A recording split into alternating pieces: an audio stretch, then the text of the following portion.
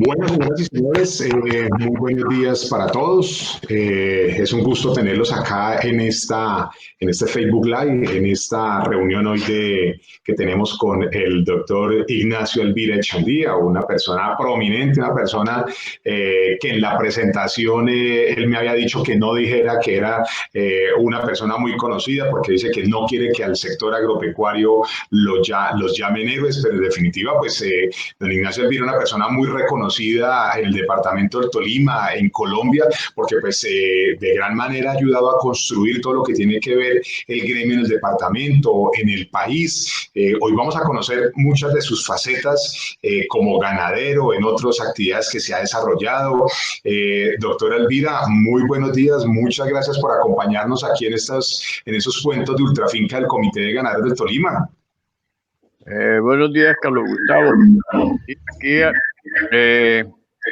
atendiendo su invitación y toda la orden. ¿Cómo va a ser el interrogatorio? Esto el formato, don Ignacio, es un tema de compartir con usted, no son temas técnicos, son sencillamente conocer una historia que para muchos es desconocida. Personas como usted, por supuesto, nos dicen o nos cuentan cómo ha sido ese trasegar de la ganadería en el departamento, del sector agropecuario en general, porque yo sé que con seguridad hoy con usted no vamos a hablar solamente de la ganadería bovina, sino de otras actividades como usted las ha desarrollado, el tema de algodón, la cadena textil, confección. Vamos a hablar también del sector ovino-caprino. Les agradecemos a las personas que se nos están uniendo en este momento a través del Facebook Live. Tenemos entonces en directo la transmisión, ya aquí comienzan a unirse, doctora Elvira, personas que muy seguramente lo van a querer saludar y pues de pronto quien quiera hacer alguna pregunta por el chat nos estará comentando. Bueno, doctora Elvira, yo creo que el primer tema, insistiendo en esa parte, hay un aspecto de la vida suya, todos lo conocemos como ganadero, pero hay un aspecto de la vida suya, yo le escuchaba en muchas ocasiones, escuchar todas las historias de lo que tenía que ver con el tema de textil confección, del algodón. Usted fue representante de empresas multinacionales acá en Colombia, ayudaba al tema de exportación de algodón. Cuéntenos un poco, doctora Elvira, cómo llega usted a ese tema del algodón hace un par de añitos, No voy a entrar a definir cuál es la edad suya, porque usted termina regañándome a ver de por qué dije la edad aquí en vivo y en directo de usted. Cuéntenos a ver, doctora Elvira. Bueno, le cuento. El algodón empezó en el año 1961. Después de salir de estudiar agronomía, quise vincularme con la Federación de Algodoneros. En el 1961, estando de gerente general de la Federación de Algodoneros, el doctor Guillermo Sarmiento Angulo, organizó dentro de la federación un mecanismo de mercadeo completamente distinto al que se hacía antes, y se entró a clasificar los algodones por los estándares universales que elabora el Departamento de Agricultura de los Estados Unidos. Aquí no había, lógicamente, clasificadores, y los primeros clasificadores se trajeron de distintas partes del mundo, de Dinamarca, de Perú, de Estados Unidos y de México. Colombianos no existían, las fábricas textiles tenían unos clasificadores, pero ya era para asunto de procesamiento de hacer sus títulos de hilos, pero no había clasificadores. Esos clasificadores de la industria vinieron al mercado a recibir los algodones a los clasificadores internacionales.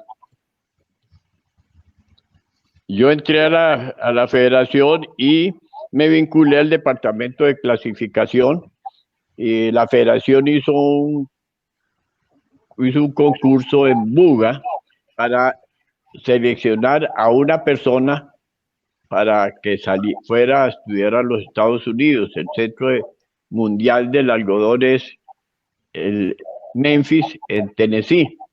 ese curso se hizo, era como unos 75, 77 ingenieros agrónomos, y yo me gané el concurso y viajé a los Estados Unidos por cuenta de la federación. Esa es me imagino allá en Memphis quedaron muchas historias de don Ignacio Alvira allá con todo ese grupo. ¿Cuánto duró allá en Estados Unidos, doctor Alvira? ¿Cuánto duró el taller, el curso? Fueron 6 meses y posteriormente se hizo otro curso de 3 meses sobre ya fibras largas y extralargas, que ya Colombia en el Valle del Cauca empezaba a producir esas variedades. Entonces regresé al año siguiente a hacer un curso de 3 meses de fibras extralargas. Ah, qué interesante, doctora Elvira. Hay unas historias y por supuesto su familia ha participado, los Alvira, los Echandía, los Iriarte, han participado en serio en la construcción de la historia del país. Hay unos personajes, expresidentes, yo le escuchaba a usted siempre decir que cuando el país requería de conocimiento, requería de esas personas que tomaran decisiones en su momento definitivas, el país volcaba sus ojos hacia el Tolima, pero muy específicamente hacia Chaparral. En esa familia, en su familia, en la zona de Chaparral de la cual usted es oriundo y gran parte de su familia, hay personajes, hay personajes reconocidos en la historia, ¿cierto? ¿Cuál recuerda usted de esas personas, de esos personajes ilustres, de pronto con el que hubiera tenido más impacto o con el que más tuvo de pronto relacionamiento? Bueno, pues para la generación mía, que yo tuve contacto directo, pues lógicamente estaría Darío Echandía, Antonio Rocha Alvira, quien otro, los Caicedo Castillas, pero el aporte de Chaparral fue mucho anterior, casi desde la colonia, casi desde de la República. Apareció no solamente Chaparral 1, sí, el tolimense siempre ha estado presente en los principales acontecimientos del país.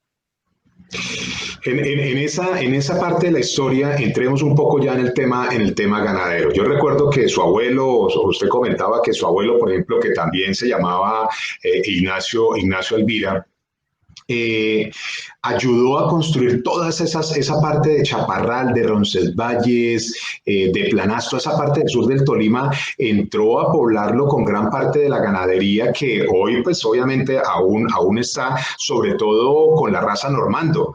¿Usted recuerda esas historias de cuando, por ejemplo, atravesaba esos valles para pasar hasta el valle y usted decía que tocaba ir con tablas, que tocaba ir a lomo de mula y eran horas y horas de trasegar por esta zona? ¿Usted recuerda cómo su abuelo le contaba esas historias de llevar ganados a esa zona del país? Sí, mi abuelo, la familia toda ha estado vinculado al sector agropecuario. En Chaparral, la ganadería y el café. Mi abuelo tenía una finca cafetera y Carcó, que queda en el corregimiento del Limón, hoy municipio de Río Blanco. Era una finca donde salía el café listo para exportación. El transporte se hacía en mulas. Recuerdo que mi abuelo tenía contactos en el Huila, que eran grandes productores de mulas, con los Borrero Durán en Baraya, y era donde le mandaban las mulas y llegaba. Yo recuerdo récords de 100 mulas, el transporte de Chaparral era en mula, cargando café.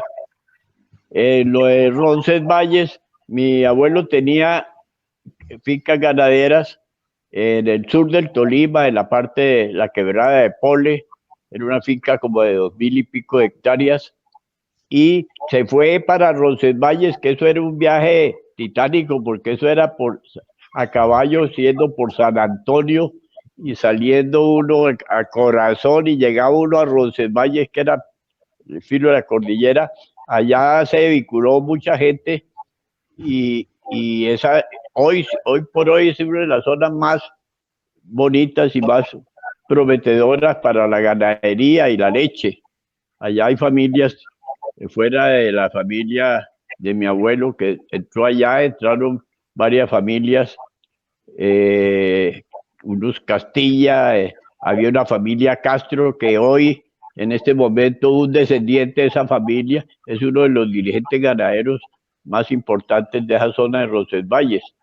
Y se hizo ganadería, especialmente el ganado normando, es el que mejor pegó allá, y se producía mucha leche. Yo recuerdo que se hacían, la finca tenía como unas 1.200 hectáreas y habían 5 o 6 ordeñaderos y se hacían unas albercas de cemento grandísimas y se llenaban de leche.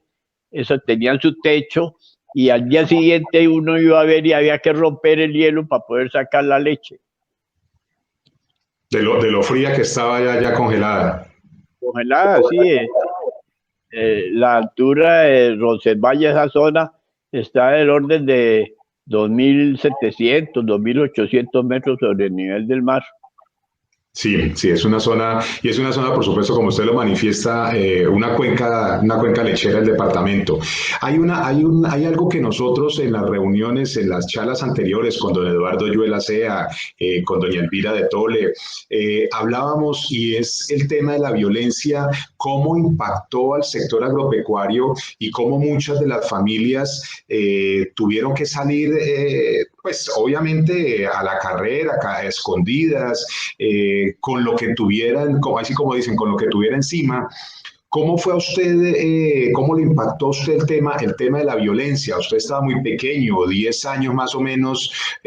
No quiero tampoco entrar a calcularle la edad, vuelvo y digo, porque si no salgo regañado acá, porque usted me dice que por qué estoy colocando la edad suya contándole a sus oyentes cuál es la edad suya. Pero en serio, usted tenía más o menos como 10 años cuando tuvieron que salir, su papá tuvo que salir, lógicamente, huyendo de la violencia. ¿Cómo fue esa época, doctora Elvira? Bueno, eso estamos hablando de los años 46, que fue cuando subió el doctor Ospina Pérez a la presidencia, el 48, que fue la muerte de Jorge Eliezer Gaitán. Yo tenía 10 años, ¿no? Yo tengo 82 años, yo no me los quito. He sabido vivir muy buenos. Y le puedo dar una ventajita de 30 años y le apuesto una carrera a ver quién gana. Con mucho gusto. Entonces, la situación allá se fue muy grave. En realidad, la violencia política de esa zona fue grandísima. Es un pueblo, es en una zona eminentemente liberal. El gobierno era conservador.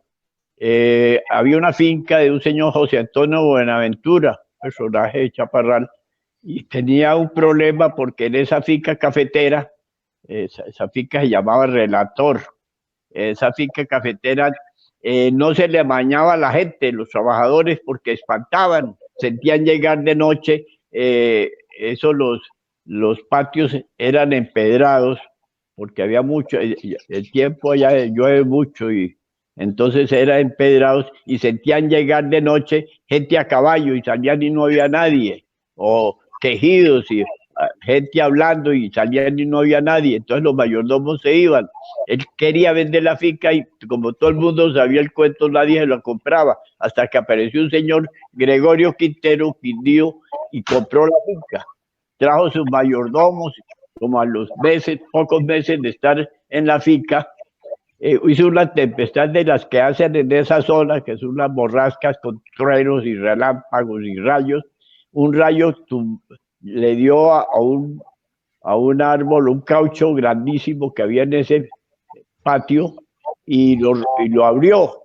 Cuando se levantaron por la mañana, los trabajadores encontraron el árbol completamente abierto en dos y las raíces llenas de oro. Era un cementerio indígena. Si usted va al Banco de la República, al Museo de Oro, encuentra un estante con oro y dice Hacienda Relator de Río Blanco, Tolima. Ese Río Blanco era un corregimiento de Chaparral en esa época. Interesante, doctora Elvira, el tema. La verdad que pues para ir a conocer de verdad al Banco de la República, al Museo del Oro, esa historia muy interesante y pues obviamente ahí está la forma de comprobar de que efectivamente pues sí asustaban en esa finca. Y a propósito de sustos, doctora Elvira, también con los entrevistados con quienes hemos charlado en ocasiones anteriores, también hemos de toda esa cultura que se nos ha perdido, la madremonte, el muán, la patasola. ¿A usted lo han asustado alguna vez o la? Bueno, esos personajes son muy del Tolima, todos esos Patasola, todos esos personajes. En esa época, eso era el tema de los campesinos.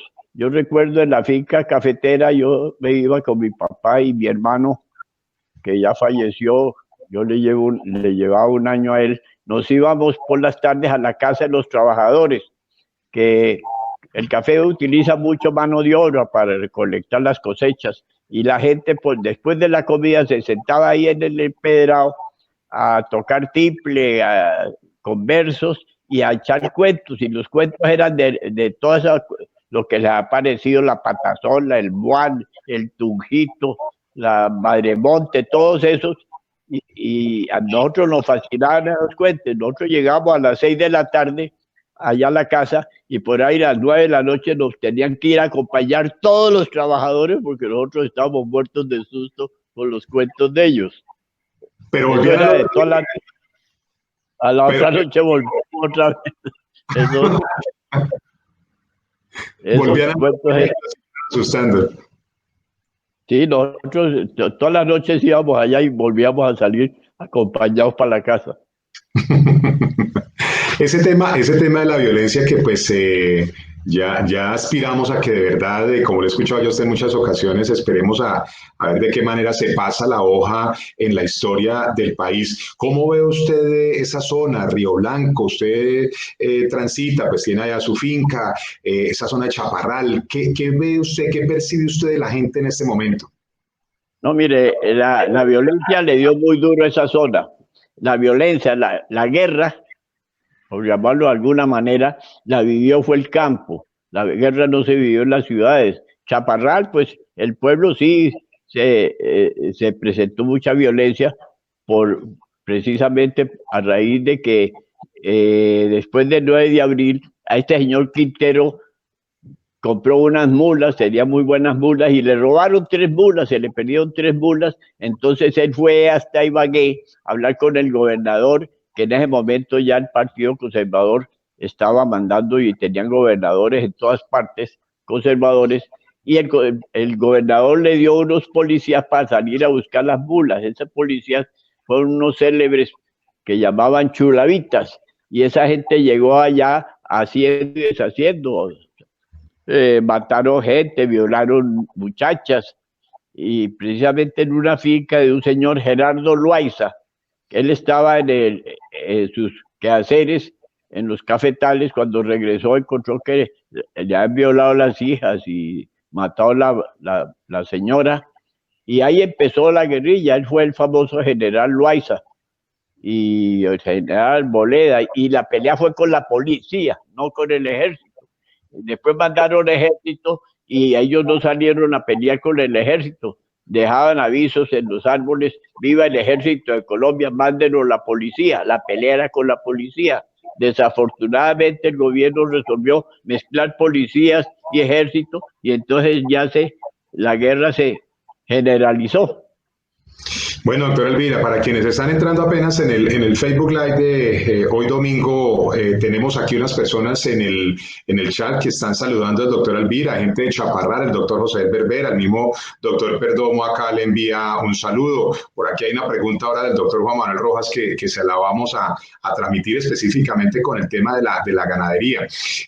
Doctora Elvira, hay un familiar suyo, el abuelo de Juan Diego Elvira, el presentador de Noticias de que nos dice Caracol, una anécdota de cuando él salió de noche de la finca y se encontró con unos personajes que lo pararon, lo tracaron y le dijeron, bueno, ¿cómo es el cuento? ¿Cómo es ese rollo? ¿Ah? Pues allá se viajaba a las fincas de día o de noche, era normal, es una zona sana, pero ya cuando se presentó ese problema, ya empezó a haber dificultades para ir. Este tío mío, el abuelo de Juan Diego, eh, se fue para la finca a caballo solo de noche y en una curva ya el camino era bordeando una quebrada que llamaba Guadualejo, y en una curva esa le apareció la gente armada, pero como había la gente liberal que se llamaba la Chusma, y había otra de San Antonio que era la conservadora, en ese sitio era el camino de ambos. Entonces le pararon y le dijeron, ¿usted qué es? Y él no sabía qué decir porque no sabía qué era lo que lo que lo estaban cogiendo. Entonces les dijo, bueno, digan ustedes primero ustedes qué son. Con miras de decir que era de los mismos, porque ¿qué hacía?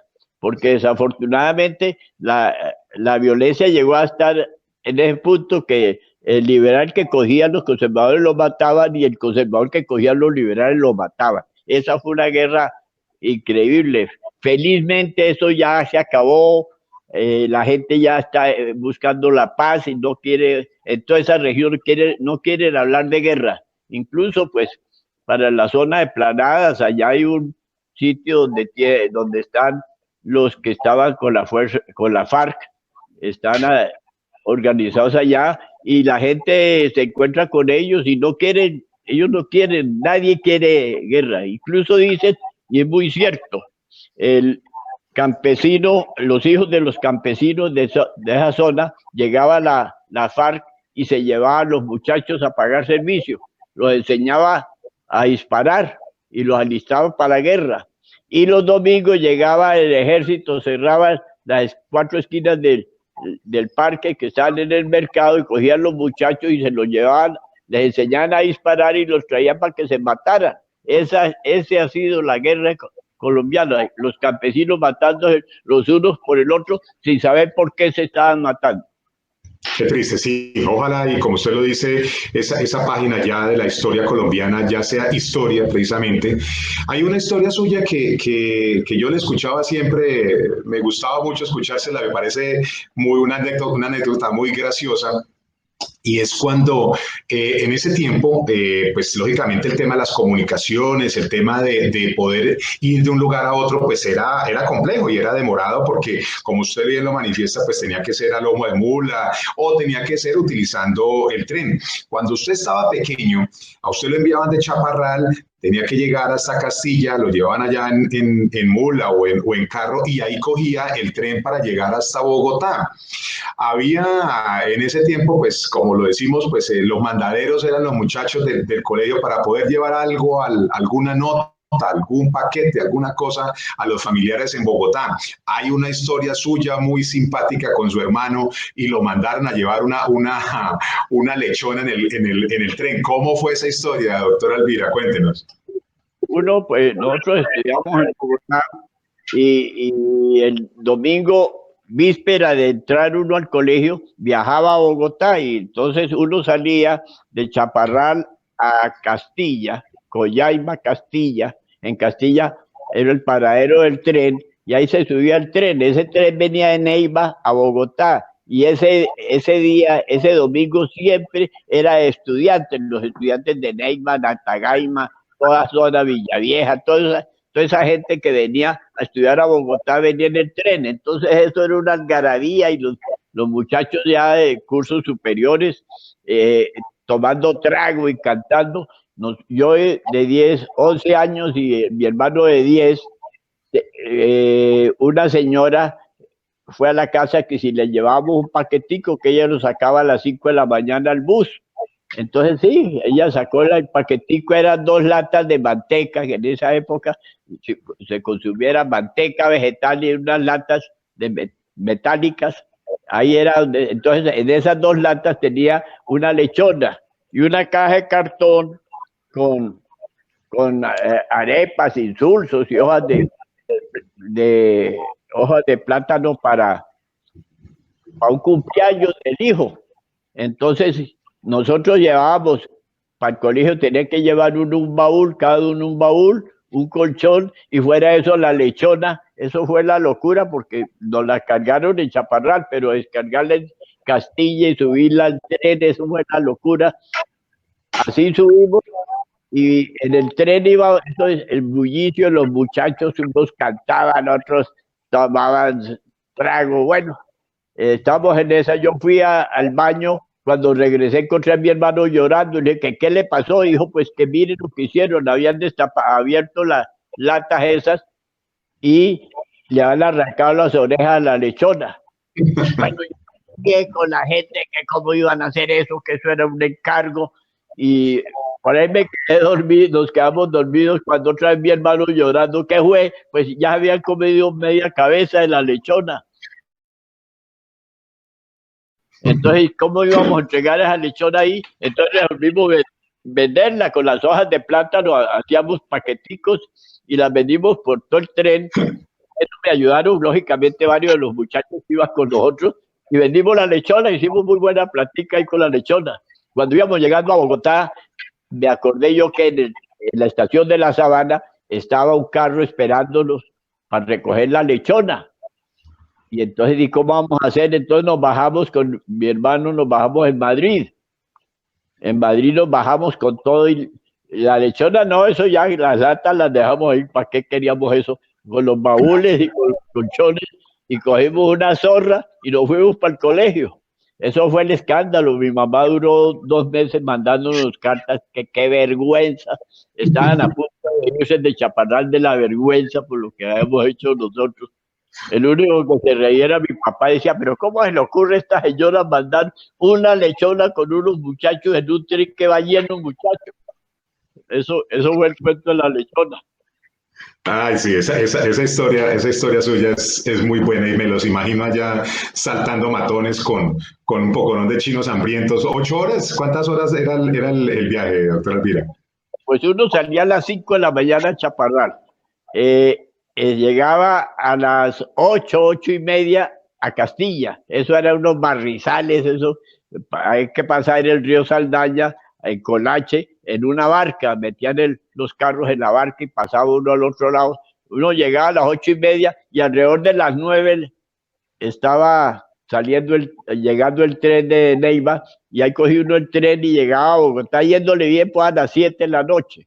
Muchas veces se descarrilaba y no sé qué cosa, llegamos 8, 9, 10 de la noche a Bogotá.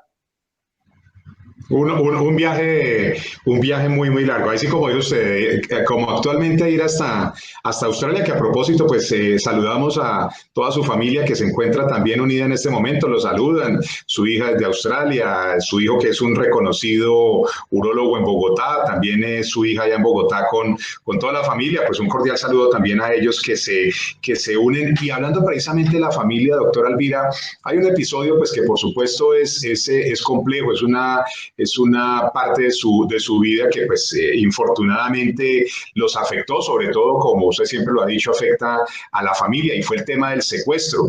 Yo recuerdo dentro de todo ese tema del secuestro que usted contaba que le jugaba a las cartas la carne a los secuestradores y se las terminaba botando. ¿Cómo fue esa historia dentro de toda esa mala infortunia de haber sufrido este flagelo, doctora Elvira? Bueno, el secuestro fue en la finca del Guamo. Pues la situación ahí eso fue en el año 99, que estaba el país en poder de los secuestradores, estaban secuestrando en todas partes del país. Y yo pensaba que yo no era secuestrable, yo iba a la finca tranquilamente y un domingo de Ramos me cogieron a mediodía entrando a la finca. Yo había estado, llegué a la finca como a las 7 de la mañana, me fui a llevar el mayordomo a San Luis, que ellos iban a ir al Domingo de Ramos, a la misa de Domingo de Ramos. Yo los dejé allá y me regresé porque en la finca quedó un muchacho solamente y esa época de fiestas los ladrones están pendientes que salgan los mayordomos para llegar a robar. Entonces yo me regresé a acompañar al muchacho.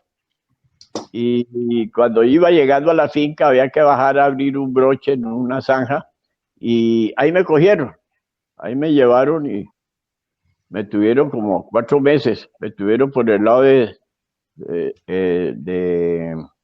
Ortega. Ortega, toda esa zona. Sí, yo pues allá, pues desesperado todo el camino, de día era amarrado a un palo, escondido en el monte, y de noche caminando por todos los montes. Y eso caminábamos, cogíamos el río Cucuana hacia arriba, y yo por la temperatura más o menos sabía por dónde iba llegando. Pasaba por el frente de Playa Rica, después me volvían a bajar. En eso lo pasamos. Todas las noches se caminaba de 9 de la noche a 5 de la mañana. Entonces, de día estaba ahí, ellos tenían un naipe que me prestaban para jugar yo solitarios ahí amarrado, pero después nos pusimos a jugar tute. Ahí, en esa zona hay mucha espina, hay un árbol que tiene unas espinas grandotas, y yo con una espina esa marqué los naipes y jugábamos tute, y yo les ganaba toda la carne a ellos en el almuerzo, cuando había carne. Cuando yo les ganaba la carne, la cogía toda y la botaba por un barranco. Yo no me la comía. Ellos se ponían furiosos y les decía yo, pues si esa carne es mía, yo me la gané, yo puedo hacer lo que me dé la gana con ella. Ellos les enfurecía eso, que yo botara la carne. Ese fue el famoso cuento del tute. Hasta que se aburrieron y lo soltaron, doctor Alvira. Ya no se lo aguantaron más allá y les pegó la tumbada con la carne. No, no, a mí no. La familia pagó una plata y no me soltaron, que me soltaban en Boyacá y no me soltaron. Después dijeron que era que de golpe se les había olvidado decir que esa era la cuota inicial, que había que dar otro poco de plata, no había dónde sacar plata. En esa época incluso el gobierno había que personas que secuestraban le congelaban sus cuentas y todo para que no hubiera pagos. La plata que se pagó fue amigos que prestaron el dinero para pagar eso, pero a mí no me soltaron. Y cuando volvieron a llamar a decir que necesitaban más plata, se les dijo, no, ya no hay dónde sacar plata, ustedes verán. Entonces eso fue un lunes, y dijeron que si al sábado no llevaban la plata, que me mataban. Afortunadamente el jueves el Gaula de la policía me rescató. Eso fue así, un rescate a sangre y fuego allá. Sí, infortunada esa historia del país, infortunada mucho más esa historia suya, doctor Alvira. Afortunadamente, pues no como otras, tiene un final feliz. ¿Cuánto valía una vaca por allá hace 50 años, doctor Alvira?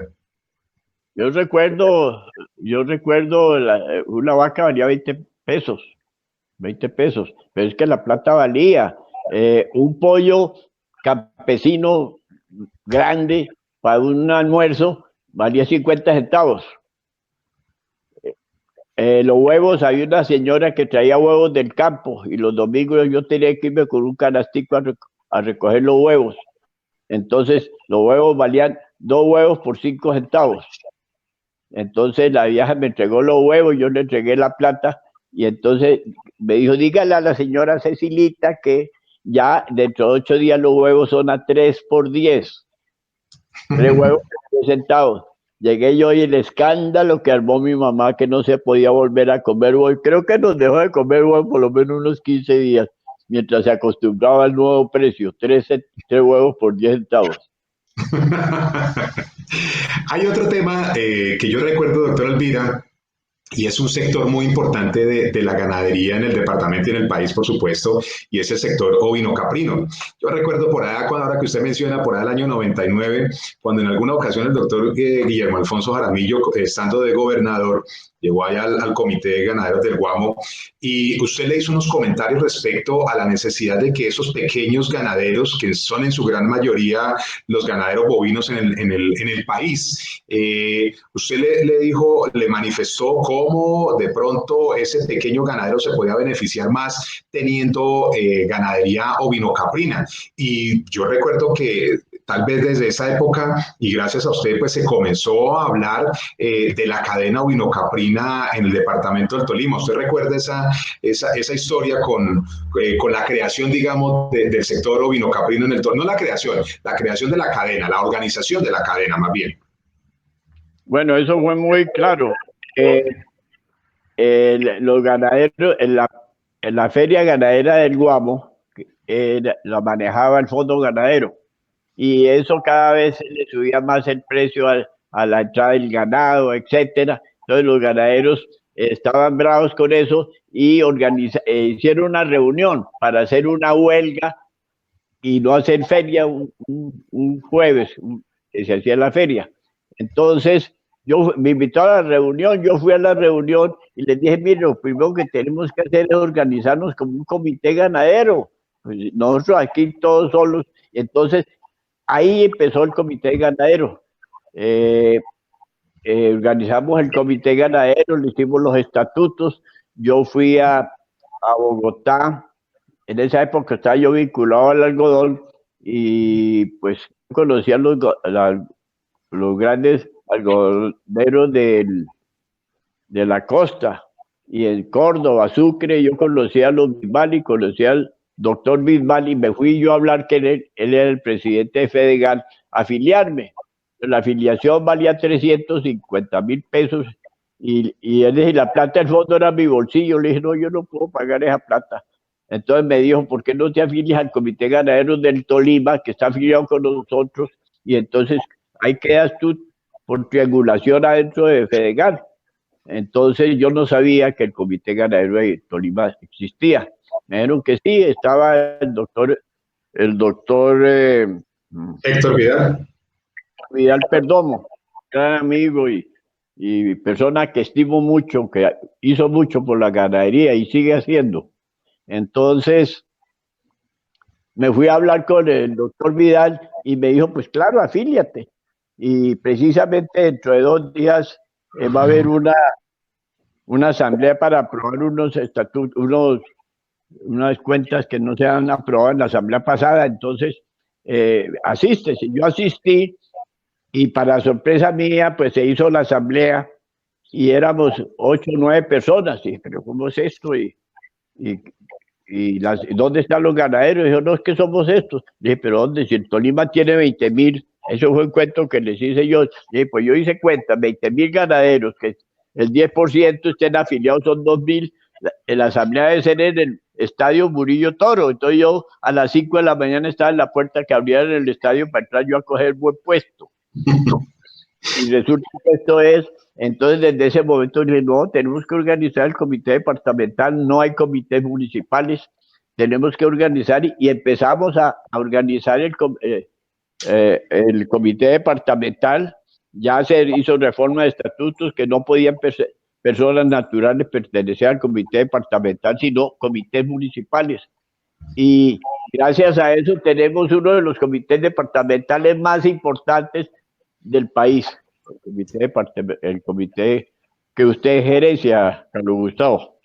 Bien, doctor Alvira, sí, una historia bien interesante de cómo se gestó, digamos, ese tema gremial. A propósito, usted habla de la feria y aquí tenemos una pregunta del doctor Juan Manuel Rojas. ¿Y cuáles son las expectativas que usted vería precisamente con la Feria Ganadera del Guamo de llevarla más hacia la virtualidad? Pues en este tema de la pandemia están echando mano de, pues nosotros mismos aquí estamos viendo cómo tenemos que utilizar las redes sociales pues para poder comunicarnos con la gente, pero ¿cómo ve usted el tema de la feria ganadera del Guamo respecto a hacerla virtual, hacer la subasta virtual? Pues eso yo del comité fui su presidente y usted fue desde que fundamos el comité, usted fue la sombra mía. Primero pues éramos los dos que éramos mensajeros de todo y después usted llegó a ser el gerente del comité. Se pensaba en eso. Lo que pasa es una cosa, que la feria del Guamo es el cordón umbilical del municipio. Esos son 2 días de feria. Mucha es la gente que vive en la feria, alrededor de la feria, los los que arrean el ganado, los que venden las gaseosas, los restaurantes, las cantinas, todo eso lo maneja la La feria. la feria, y el campesino llega como el mercado es el jueves, la feria ya es miércoles y jueves, el campesino llega a vender su vaquita, su ternero para sacar el mercado. La feria virtual puede funcionar, pero eso es cosa de 3 horas. Es decir, eso desaparece toda la infraestructura que hay, porque en 3 horas se hace la feria, y la feria la hacen entonces los comerciantes, no los ganaderos rasos. El Guamo tiene, desde esa época, tiene 35.000 cabezas de ganado, el municipio, pero maneja la feria de toda la región. Precisamente sobre eso, Carlos Gustavo, usted me decía lo de las ovejas. Cuando nosotros, recuerde, cuando organizamos el comité, lo primero que hicimos fue, vamos a hacer un censo a ver qué es lo que tiene el Guamo de ganadería. Y empezamos a hacer un censo, que usted fue de los que estuvo de vereda en vereda, y llegamos a ver que teníamos 34.000 cabezas de ganado, pero teníamos más de 1.000 ganaderos, de los cuales el 67%, creo que era el porcentaje, era de menos de 10 animales.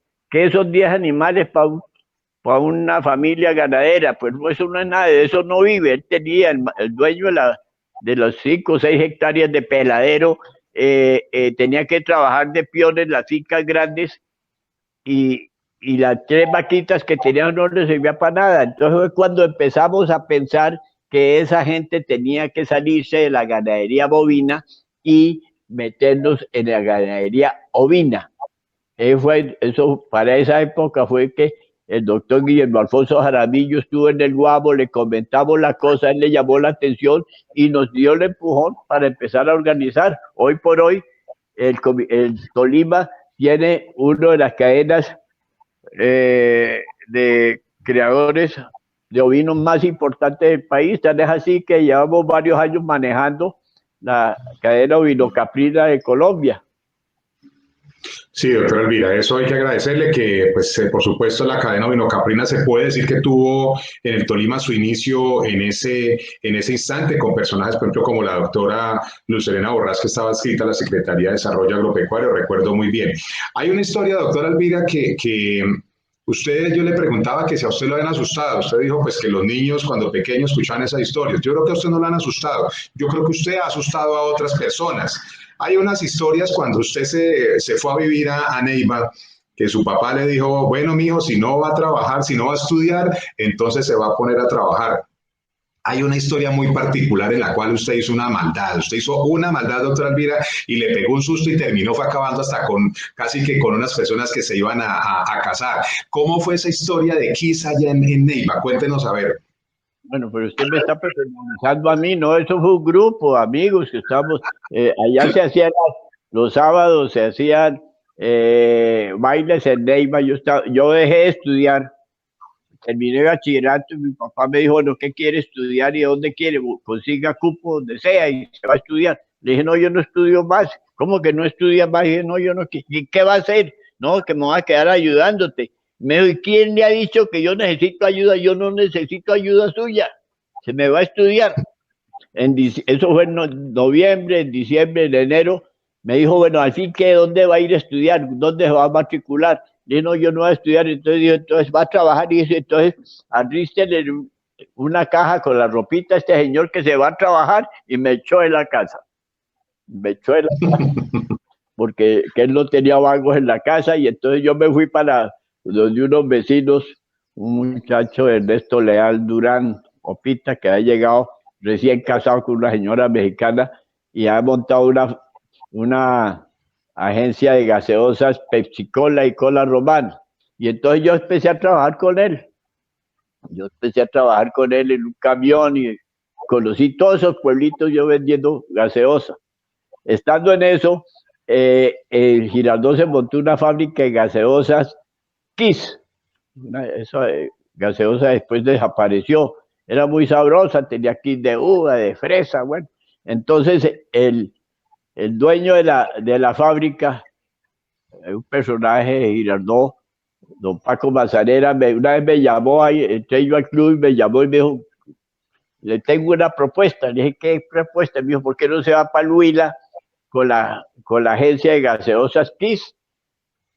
Se va a Huila, Caquetá, y todo eso. Pues yo me fui. Y entonces allá llegué, Neiva, eso fue en el año 57, 58. Era un pueblo grande, con una gente supremamente acogedora. Yo al mes estaba, yo conocía a todo el mundo. Y los fines de semana nos íbamos para unos bailaderos que habían.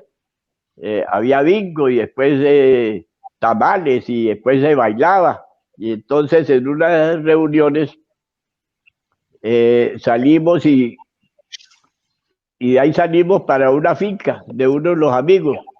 Entonces llevamos tamales para el desayuno y todo eso. Las señoras empezaron, las muchachas, a hacer los desayunos, a calentar tamales, y nosotros los sentamos ahí en un gramalito que era muy bonito, y uno de los amigos se quedó dormido, boca abajo ahí dormido en el gramal. Entonces yo no fui el de la idea, yo me oponía a eso. Entonces resolvimos coger un tamal, le quitamos las presas y le quitamos las hojas y se lo metimos por la parte de atrás del pantalón y lo dejamos ahí quieto. La novia estaba por allá trayendo los tamales cuando llegó a despertarlo. Mire, Julanito, aquí te traje el tamal. Él se sentó y entonces se sintió esa cosa allá y él se imaginó lo peor. Entonces le decía a la muchacha, no se me arribe, no se me arribe. No se me arribe, y la muchacha, ¿pero qué le pasó? No, no se me arribe, usted decía allá, yo no quiero tamal, yo no quiero nada, no se me arribe.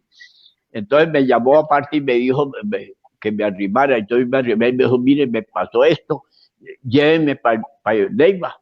Entonces le dije, bueno, camine. Entonces él se paró todo encogido así, se subió al carro, arrancamos. Yo en el camino le conté lo del tamal.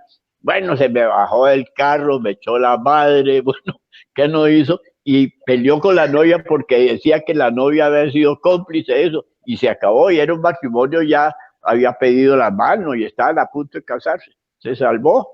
En medio de todos los yo lo salvé. Si no estoy mal recuerdo, era la época de Jorge Villamil y fue la época, la señora creo que era una reina, ¿no? Fue después una reina, algo así. Sí, claro, ella era una niña muy bonita. Sí, en la época Jorge Villamil estaba en los primeros pinitos, en médico, en los primeros pinitos de volverse compositor. Yo en esa época oí cantar, la primera vez que oí cantar a Espuma. La cantó un médico que cantaba muy bonito, todavía está vivo, está bastante viejo ya. El doctor Roberto Leado Perdomo, que cantaba muy bonito. Y la primera vez que se cantó Espuma lo cantó él en Neiva. Interesante, interesante, doctora Elvira. Doctora Elvira, ¿qué es mejor, el cielo o el infierno? Pues eso depende de donde uno viva. Yo siempre he sido de tierrita caliente. Yo creo que yo prefiero el invierno, que es más calientico. Yo no me veo sentado en una nube con una túnica blanca y una corona de neón en la cabeza y un arpa tocando ahí con los pies colgando ahí en la nube. Yo no me veo así. Yo prefiero estar allá en tierra caliente. Muy bien, doctora Elvira. Con la experiencia que tiene usted de todo este tema de organización gremial, de todo lo que ha hecho por el departamento y por el país, ¿cómo ve usted a futuro el tema de la ganadería, del sector rural? ¿Qué mensaje de pronto para nuestros líderes, para nuestros gobernantes? Pues mire, el sector rural siempre ha sido la niña, la cenicienta del país. Cuando llega el mercado es que nos dicen que ahora nos están diciendo héroes.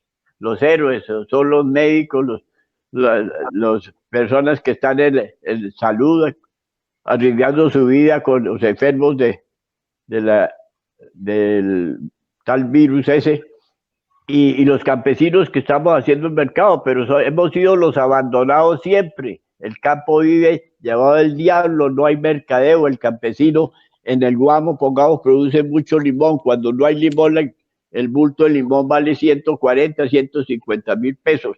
Y cuando llega la cosecha a 10, 12 mil pesos hay que venderlo. No hay mercado, la gente, el campesino está completamente abandonado. No hay plata para ellos, ahí está la prueba. El señor presidente dio una plata, 250.000, 280.000 millones de pesos para el campo, y resulta que esa plata la manejaron, fue para los agroindustriales, y a los campesinos del país le dieron 3 limonas que no alcanzó para nada. Así siempre ha sido así se ha manejado. Acuérdense lo de agroingreso seguro, así se manejó la plata no llega al campesino, que es el que produce, el campesino está muy fregado. Ahora tenemos una gran oportunidad que primero estamos importando de todo. Mire, la lista es inmensa de lo que se trae, miles de toneladas de comida que nosotros podíamos producir, pero ¿qué? Pues los traen de los países que subsidian las exportaciones, y entonces aquí nadie quiere comprarle al campesino, por eso no estamos produciendo nada. Ahora estamos a puertas de una hambruna mundial. El que produzca comida va a sembrar oro. ¿Qué pasa? Nosotros tenemos 10 millones de hectáreas para agricultura y ganadería. ¿Dónde está? ¿Por qué no la sembramos? ¿Por qué no aprovechamos para, en vez de estar trayendo comida, estamos trayendo maíz, frijol, arroz, lo que usted quiera, carne, pescado, leche, todo estamos trayendo? Entonces, si nosotros en esas 10 millones de hectáreas producimos, nos volvemos la despensa del mundo, no, pero nosotros seguimos siendo, es decir, el campesino es el olvidado, el que lo friega, no tiene crédito, no tiene nada, ese es el campesino. ¿Qué mensaje para el gobernador, doctor Alvira? Para el doctor Ricardo Orozco. Mire, yo con el doctor Orozco lo conocí cuando estaba en la campaña, que en el comité de ganaderos invitamos a todos los candidatos a la gobernación para que nos escucharan y a la vez escucharnos a ellos. La intervención del doctor Orozco fue muy interesante. Primero llegó diciéndonos: yo soy campesino, yo nací aquí por aquí en la zona de Conveima, sé lo que el problema de los campesinos, y así se está portando bien, está mirándonos, y esperamos que sea él el que precisamente haga resucitar la ganadería y la agricultura en el Tolima. Muy bien, doctor Alvira. Bueno, todas las personas que se unen en este momento al Facebook Live, que están enviándole un saludo al doctor Ignacio Alvira Echandía, quien es el representante del sector ovino-caprino en la Junta Directiva del Comité de Ganaderos del Tolima. Una gran audiencia, doctor Alvira, que lo está siguiendo en este momento. Muchos saludos del doctor Perdomo, presidente de la Junta, del doctor Juan Manuel, de una serie de personas pues, que aquí lo están saludando. El doctor Elber Vera en Chaparral, y a propósito de Chaparral, ¿tiene la manchita, doctor Alvira? ¿Cómo es el cuento de la manchita en Chaparral? No, pues claro que sí. Esa es la marca de fábrica nuestra, Chaparraluna. Eso la tengo. Cualquier día eso se lo muestro. Pero ¿cómo es el cuento de la manchita, doctor Alvira? Cuéntenos a ver. No, Chaparral, eso ya no existe. Ya no existe el karate. Eso lo producía un jejen, y entonces... pero eso se curó, se fumigó y se curó el karate, pero era famoso. Incluso la guabina tolimense hablaba de eso. Yo me acuerdo un verso que decía: para cotudos el guamo, para cacos espinal, los godos en Alpujarra y el karate en Chaparral. Ese era el versito de... No, eso ya desapareció. No, Chaparral es la berraquera, eso la gente allá echa para adelante, y ahora está viviendo en paz, y eso va a ser muy valioso para esa zona. Bueno, ya llegamos al final de este conversatorio con el doctor Ignacio Elvira Echandía, una persona muy conocida pues, en el sector ganadero, bovino, ovino, caprino. Conocimos otras historias de él respecto, por ejemplo, al tema del algodón, unas historias muy interesantes de cómo se construyó pues, todo el tema de la ganadería en el sur del departamento del Tolima, cómo fue afectada también por el tema de la violencia. A todas las personas que estuvieron hoy vinculadas a través del Facebook Live, pues quiero decirles que esta entrevista, por supuesto, va a continuar, va a quedar en las redes, la vamos a subir al canal de YouTube del Comité de Ganaderos del Tolima. Los invitamos a que entren al canal, le den el like, le den el visto bueno y pues se suscriban a nuestro canal. Doctora Elvira, un mensaje final para todas las personas que nos han escuchado, que lo han visto a través de la red del Comité de Ganaderos del Tolima. No, Carlos Gustavo, no, agradecerle por haberme invitado a contar todas estas anécdotas del Tolima y a saludar a todos mis paisanos y no nos olvidemos que Tolima es tierra firme.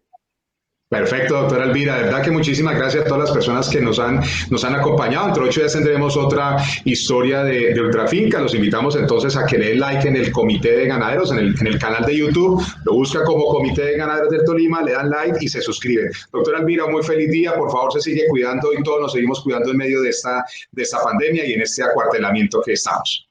Bueno, hasta luego, Carlos Gustavo, y que esté bien. Gracias, doctora Elvira.